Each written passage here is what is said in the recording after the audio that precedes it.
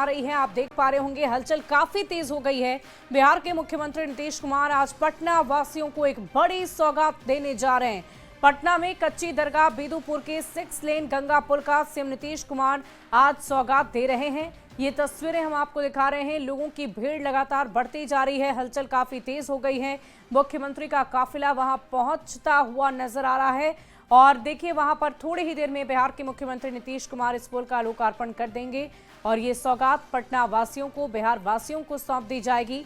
तस्वीरें एक्सक्लूसिव आपकी TV screen पर है। न्यूज़ 18 आपको एक्सक्लूसिव तस्वीरें दिखा रहा है। दियारा के लोगों को आने जाने में काफी सहूलियत हो जाएगी, काफी सुविधाएं मिल जाएंगी। गंगा नदी पर ये 6 लेन का पुल बना है, एक दो नहीं बल्कि 6 लेन पुल का निर्माण किया गया है, जिससे बिहार वासियों को, पटना वासियों को, दियारा वासियों को बड़ी राहत मिलने वाली है। आपने कई दफा देखा होगा कि पीपा पुल के रास्ते गंगा नदी के सहारे, नाव के परिचालन के सहारे लोग दियारा क्षेत्र से हर रोज के कारोबार के लिए पटना आया करते थे, लेकिन अब उन्हें अपने जान को जोखिम में नहीं डालना होगा। खासकर 6 महीने वो अपनी जान पर खेलकर मानसून के दौरान पीपा पुल के सहारे जब वो उफनती गंगा की धार में नाव पर चढ़कर कारोबार करने पटना आया करते थे, तो उनके मन में सिर्फ और सिर्फ यही इच्छा होती थी, यही टीस होती थी, यही भरोसा होता था कि शायद एक दिन हमारे लिए भी कोई ऐसी सुविधा होगी, एक पुल का निर्माण होगा, एक सड़क का निर्माण होगा, जिससे आवागमन हम आसानी से कर पाएंगे। और आखिरकार उन तमाम लोगों की इच्छाएं आज बिहार के मुख्यमंत्री नीतीश कुमार ने पूरी कर दी है। और न्यूज़ 18 संवाददाता पटना से शैलेंद्र लगातार हमारे साथ जुड़े हुए हैं कच्ची दरगाह पुल से। शैलेंद्र, क्या तस्वीरें आप देख पा रहे हैं? मुख्यमंत्री नीतीश कुमार को हम गाड़ी में बैठते हुए देख रहे हैं, क्या हलचल है वहां पर? देखिए बिल्कुल देखिए मुख्यमंत्री नीतीश कुमार यहाँ पहुंच चुके हैं और उन्होंने उद्घाटन मुख्यमंत्री ने यहाँ पर किया है। और अब जो मुख्यमंत्री का काफिला है वो अब राघोपुर की ओर बढ़ रहा है, क्योंकि जहाँ पर उद्घाटन करने के बाद जो पुल जो राघोपुर की ओर जाती है, लगभग 4.5 किलोमीटर का ये पूरी लंबाई है अभी तो पहले चरण के अंतर्गत, तो इसमें उस तरफ भी मुख्यमंत्री जा रहे हैं। और देखिए उद्घाटन हो चुका है और उद्घाटन के बाद मुख्यमंत्री नीतीश कुमार अब राघोपुर की ओर जाते हुए तमाम जो पदाधिकारी हैं वो भी उनके साथ इस वक्त से जा रहे हैं। और राघोपुर में भी जा करके जो जहां पर पुल नीचे उतरता है वहां की स्थितियों को मुख्यमंत्री देखेंगे, वहां भी जायजा लेंगे उद्घाटन के बाद। और एक छोटा सा कार्यक्रम उस तरफ भी रखा गया है ताकि जो सौगात है, जिन लोगों के लिए जो पहली सौगात है, क्योंकि ये सबसे बड़ी सौगात उन लोगों के लिए है जो बरसों से नाव से या पीपा पुल से ही जा सकते थे, वो अब इस पुल के जरिए जाएंगे। तो सबसे बड़ा फायदा इस पहले चरण पुल के उद्घाटन का जो सबसे बड़ा फायदा होगा वो राघोपुर दियारा का जो इलाका है पूरा, वहां के लोगों को सबसे बड़ा फायदा होने रहा है। और उसी को देखने अब मुख्यमंत्री नीतीश कुमार जा रहे हैं कि जब पुल ये बनकर तैयार हो गया, उद्घाटन हो गया, तो दूसरी ओर की जो परिस्थिति है, दूसरी ओर जो तैयारी है वो कैसी है, वहां पर जब पुल नीचे उतरता है वहां की क्या तैयारियां हैं, उसके साथ साथ जब पुल आगे या बिदुपुर तक जाएगा तो वहां पर कैसे तैयारी करनी है, इन तमाम चीजों को देखने इस वक्त मुख्यमंत्री नीतीश कुमार अब आगे बढ़ते हुए, देखिए उनका जो काफिला है मुख्यमंत्री का वो अब आगे धीरे धीरे बढ़ रहा है, क्योंकि उस साइड की भी तैयारियों का जायजा ले और तमाम चीजों को मुख्यमंत्री को देखना है। और ये लगभग 4.5 किलोमीटर जो लंबा 4 किलोमीटर जो लंबा यह पुल है, ये पहला चरण इसका बनकर तैयार है। और देखिए यहाँ पर मुख्यमंत्री का काफिला अब यहाँ से आगे बढ़ चुका है राघोपुर के लिए। तो उद्घाटन के बाद सबसे पहले मुख्यमंत्री नीतीश कुमार राघोपुर पहुंच रहे हैं। राघोपुर दियारा में जाकर के मुख्यमंत्री वहां का जायजा लेंगे, वहां देखेंगे कि वाकई जो तैयारियां हैं वो कितनी तैयारी की गई है। और देखिए शानदार यह 6 लेन जो पुल है ये बन गया और बनकर तैयार है, जिस पर अब सबसे पहली यात्रा जो है वो मुख्यमंत्री नीतीश कुमार ने की है। और नीतीश कुमार ने सबसे पहले यात्रा जो की, उसके बाद अब यहाँ से वाकई शैलेंद्र बहुत ही सुखद तस्वीर है ये, और राजधानी पटना के लिए, दियारा वासियों के लिए बहुत ही खूबसूरत तस्वीर, जिसका इंतजार वो वर्षों से कर रहे थे। आखिरकार उनकी वो मुराद, वो इच्छा आज पूरी हो गई है। हजारीबाग की श्री ज्वेलर्स में फायरिंग,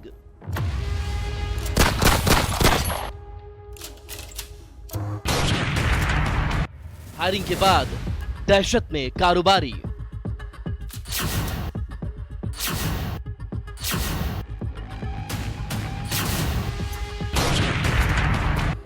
सीसीटीवी में कैद बदमाशों की तस्वीर।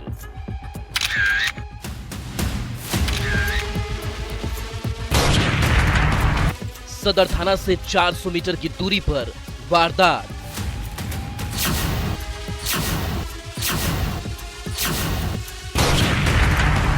चतरा के उत्तम यादव ने ली जिम्मेदारी।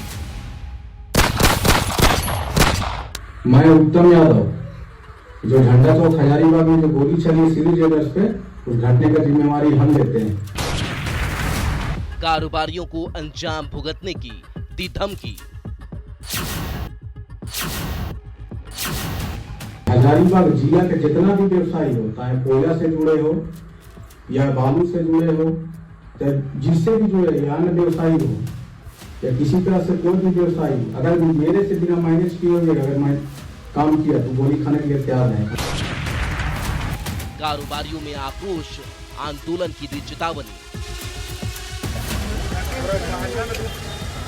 पुलिस प्रशासन इस पर अगर कोई कार्रवाई नहीं करेगा तो हम स्वर्णकार संघ ठोस और निर्भय होकर कोई हम लोग आगे कदम उठाएंगे और एक आंदोलन करेंगे। एक दिन बाद पुलिस के खाली हाथ।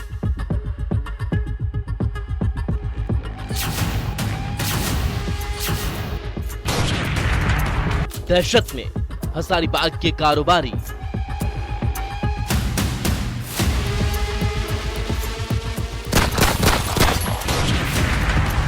धमकीबाज की कब गिरफ्तारी।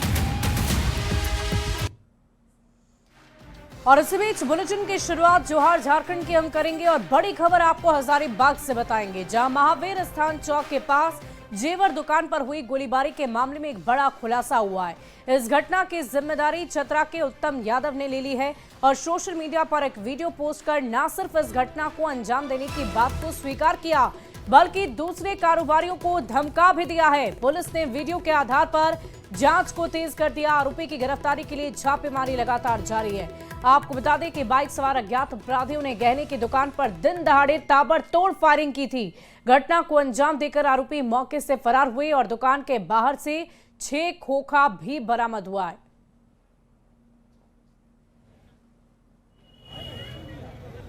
तो सोशल मीडिया पर खुद सामने आकर उत्तम यादव ने इस पूरी घटना की जिम्मेदारी ली है और साथ ही साथ कारोबारियों को धमकाया भी है।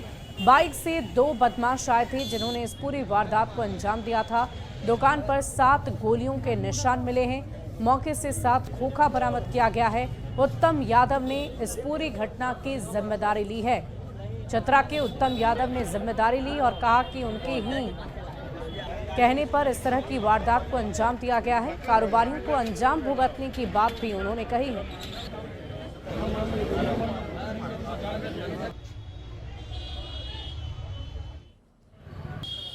जो गोली चली सीरी ज्वेलर्स पे, उस घटने का जिम्मेवारी हम लेते हैं। और हजारीबाग जिला के जितना भी व्यवसायी हो, चाहे कोयला से जुड़े हो या बालू से जुड़े हो, जिससे भी जुड़े या अन्य व्यवसायी हो या किसी तरह से कोई भी व्यवसायी, अगर मेरे से बिना माइनस किए हुए अगर मैं काम किया तो गोली खाने के लिए तैयार है। और जिसका भी कॉल मेरा चला गया, किसी का कॉल इग्नोर किया तो गोली खाने के लिए तैयार रहेगा। और इधर रविवार को दिन दहाड़े हुई इस घटना के एक दिन बाद पुलिस के हाथ अब तक खाली हैं, जिससे सवाल ये उठ रहे हैं कि घटना के एक दिन बाद पुलिस के क्यों हाथ खाली हैं? क्यों सोशल मीडिया पर जारी हुए इस वीडियो की जांच पड़ताल नहीं की गई? हजारीबाग जिले में बेखौफ हो गए हैं क्या अपराधी? ये भी एक बड़ा सवाल है। थाने के बाद, वारदात के बाद कैसे भाग गए अपराधी? सीसीटीवी में तस्वीर कैद है, फिर भी गिरफ्तारी में आखिर देरी क्यों हो रही है? पुलिस की लापरवाही से अपराधी अपने पैर पसार रहे हैं। हजारीबाग एसपी के पास है क्या इन सवालों के जवाब?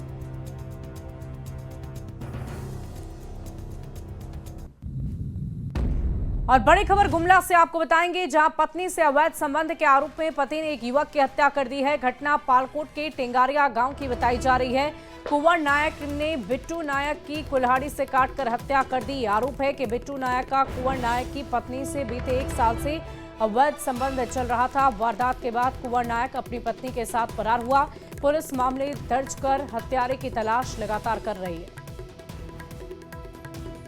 अगली बड़ी खबर आपको गिरिडीह से बताएंगे, जहां मुफस्सिल थाने की पुलिस ने देह व्यापार करने के आरोप में एक महिला को गिरफ्तार कर लिया है। पुलिस आरोपी महिला के पास से 2 नाबालिग लड़की का रेस्क्यू करने में सफल रही है। जानकारी के मुताबिक आरोपी महिला मुफस्सिल थाना इलाके के 28 नंबर किराए के मकान में सेक्स रैकेट चलाया करती थी। जानकारी मिलते ही पुलिस ने छापेमारी की, 2 लड़कियों को मुक्त करा लिया। आरोपी महिला के साथ एक और शख्स गिरफ्तार कर लिया गया है। और गुमला में मलाई मोड़ के पास स्कूटी और बाइक के बीच जोरदार टक्कर हुई है। इस दुर्घटना में 6 युवक गंभीर रूप से घायल हो गए। 108 एम्बुलेंस में बिठाकर उन्हें अस्पताल में भर्ती किया गया है। गंभीर रूप से जख्मी एक युवक को बेहतर इलाज के लिए रिम्स रेफर किया गया। स्कूटी और बाइक दोनों गाड़ियों पर 3-3 की संख्या में युवक सवार बताए जा रहे थे। तेज रफ्तार और ओवरलोडिंग के कारण दोनों गाड़ियों के बीच जबरदस्त टक्कर हो गई। और इसी बीच हजारीबाग से एक बड़ी खबर बताएंगे। 1.09 किलो अफीम बरामद किए गए हैं और 5.136 किलो गांजा बरामद हुआ है। मादक पदार्थ के साथ एक व्यक्ति गिरफ्तार हुआ। राजकुमार प्रसाद नाम का शख्स गिरफ्तार हुआ है। रसोईया धमना गांव में कार्रवाई की गई है। बड़ी खबर आपको बता रहे हैं हजारीबाग से। इस वक्त की बड़ी जानकारी आपको दे रहे हैं। सूखे नशे का कारोबार करने वाले युवकों की गिरफ्तारी की गई है। विधिवत तरीके से उनके घर की तलाशी ली गई। इस तलाशी के क्रम में 5 किलो गांजा और 1 किलो अफीम बरामद भी की गई। इस संबंध में राजकुमार प्रसाद को न्यायालय में अग्रसारित किया है। और अगली खबर आपको सियासी गलियारे से बताएंगे, जहां केंद्रीय कपड़ा मंत्री गिरिराज सिंह ने सीएम हेमंत सोरेन से बांग्लादेशी घुसपैठियों पर कड़ा एक्शन लेने की मांग कर दी है। जमशेदपुर में गिरिराज सिंह ने कहा कि ऐसा लग रहा है कि बांग्लादेशी घुसपैठिए झारखंड सरकार के स्पेशल गेस्ट है, जहां उन्हें जमाई बाबू कहा जा रहा है। तो सीएम हेमंत से गिरिराज सिंह की मांग। बड़ी खबर आपको बता रहे हैं, घुसपैठिए पर बोले हैं गिरिराज सिंह। घुसपैठियों पर एक्शन की मांग की गई है उनकी तरफ से। बांग्लादेशी घुसपैठी लगता है झारखंड की सरकार का स्पेशल गेस्ट है और आज जमाई बाबू टोला का एक प्रचलन चल गया है। इसलिए हेमंत सोरेन को आदिवासियों के अस्तित्व को बचाने के लिए काम करना चाहिए, न कि वोट बैंक के लिए बांग्लादेशी मुसलमानों को संरक्षण। तो वहीं केंद्रीय मंत्री गिरिराज सिंह के बांग्लादेशी घुसपैठ पर दिए गए बयान को लेकर सियासत काफी तेज हो गई है और इस बयान पर कांग्रेस नेता सोनल शांति ने पलटवार किया और केंद्रीय मंत्री को भारत के नक्शे का अध्ययन करने की नसीहत दे डाली। साथ ही झारखंड घुसपैठी को लेकर केंद्रीय गृह मंत्री और केंद्रीय रक्षा मंत्री से जवाब मांगा है। हमारी यह सलाह होगी कि वो भारत के नक्शे का और उसके बाद झारखंड के नक्शे का अच्छी तरह से अध्ययन कर लें। थोड़ा नक्शा देखेंगे तो उनको पता चल जाए कि झारखंड की कोई भी सीमा बांग्लादेश से या कहीं से लगती नहीं, किसी भी अंतर्राष्ट्रीय सीमा से। दूसरी बात, ये सलाह उनको अपने माननीय गृह मंत्री अमित शाह जी को देना चाहिए कि जिनके ऊपर में देश की सीमाओं की रक्षा का भार है, राजनाथ सिंह जी को देना चाहिए, रक्षा मंत्री माननीय राजनाथ सिंह जी को, कि वो सीमा से घुसपैठ रोके, चाहे वो किसी भी राज्य में हो रहा हो क्यों। और रांची के नगरी में प्रस्तावित रिम्स पर अब कांग्रेस के 2 दिग्गज नेता आमने सामने आ गई हैं और एक दूसरे को धमकियां भी दे रहे हैं। कल झारखंड कांग्रेस के कार्यकारी अध्यक्ष बंधु तिर्की ने कहा था कि इरफान अंसारी किसानों की उपजाऊ जमीन पर रिम्स 2 बनाने की जिद छोड़ दें, नहीं तो वो आंधी तूफान ला देंगे। बंधु तिर्की के इस बयान पर स्वास्थ्य मंत्री इरफान अंसारी ने कहा कि रिम्स 240 एकड़ पर नहीं 120 एकड़ जमीन पर बनेगा, लेकिन उसी जगह पर बनेगा। वो किसी के दबाव में नहीं झुकने वाले। साथ ही इरफान अंसारी ने बंधु तिर्की को मीडिया में इस तरह की बात नहीं करने की अपील की है।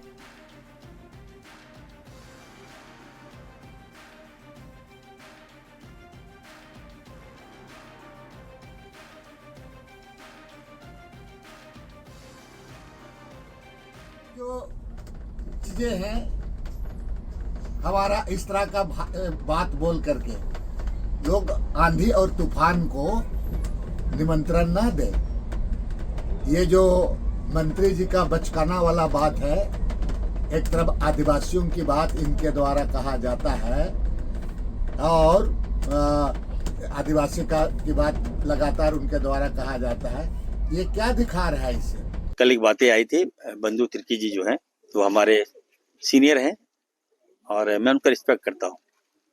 अगर उन्होंने कोई बातें कहा है तो उनको हमसे बोलना चाहिए था।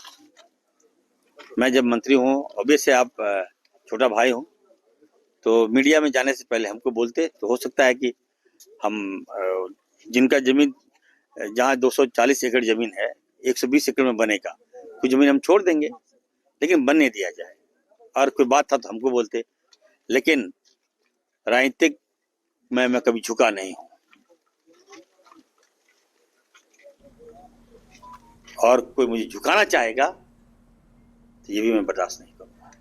बढ़ते आगे, अब बात करेंगे झारखंड के मौसम के मिजाज की। राज्य के उत्तर पूर्वी जिलों में आज भारी बारिश का अलर्ट जारी किया गया है। राजधानी रांची में बादल छाए रहेंगे और हल्के से मध्यम दर्जे की बारिश हो सकती है। आज देवघर, धनबाद, पाकुड़, दुमका, गिरिडीह, गोड्डा, जामताड़ा और साहिबगंज जिले में आंधी के साथ बारिश हो सकती है और ऐसे में आज इन जिलों के लोगों को मौसम बदलने पर सावधान रहने की जरूरत है।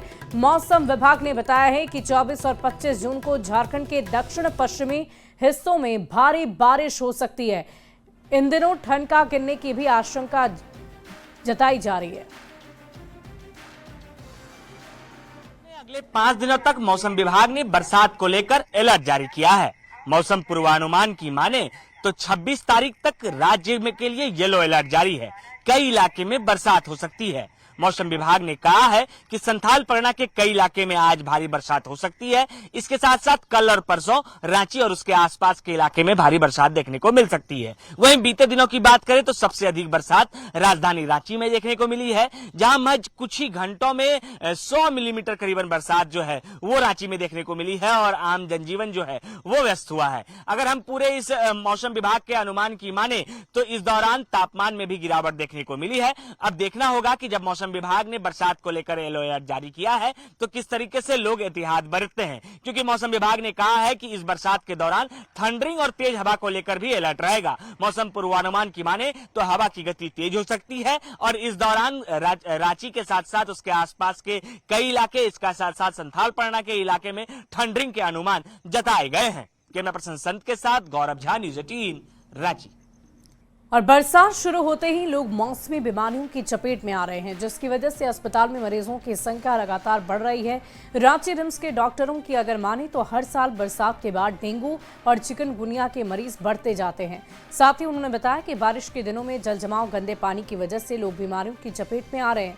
बारिश के दिनों में डॉक्टरों ने बच्चों का खास ख्याल रखने और बरसात के दौरान जल जमाव और साफ सफाई पर विशेष ध्यान देने की बात भी कही है।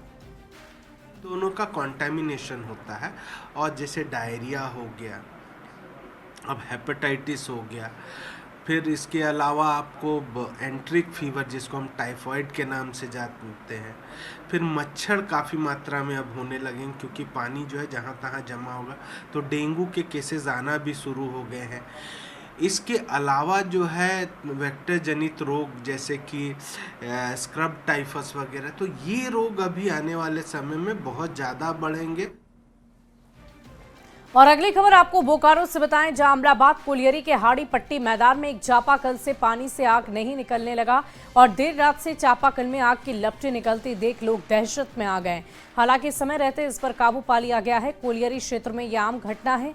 कोल बेड मथीन के रिसाव से आग लग जाती है। और ये तस्वीरें हम आपको दिखा रहे हैं। देखिए कैसे मीथेन गैस के रिसाव की वजह से चापाकल उसमें आग लग गई है, जिसकी तस्वीरें इस वक्त आपकी टीवी स्क्रीन पर है। बोकारो से एक खबर आपको बता रहे हैं, जहां अमलाबाद कोलियरी के हाड़ी पट्टी मैदान में एक चापाकल से पानी नहीं बल्कि आग निकल रही है, जिसकी तस्वीरें हम आपको दिखा रहे हैं। आप सोचिए कि जिस हैंडपंप से पानी निकलना चाहिए, जो पानी के लिए वहां पर निर्धारित रखा गया है, उससे अगर आग निकलने लगे तो ये आश्चर्य की बात है। हालांकि इस इलाके में ये घटना काफी आम बताई जाती है। और फिलहाल इस बुलेटिन में अभी के लिए बस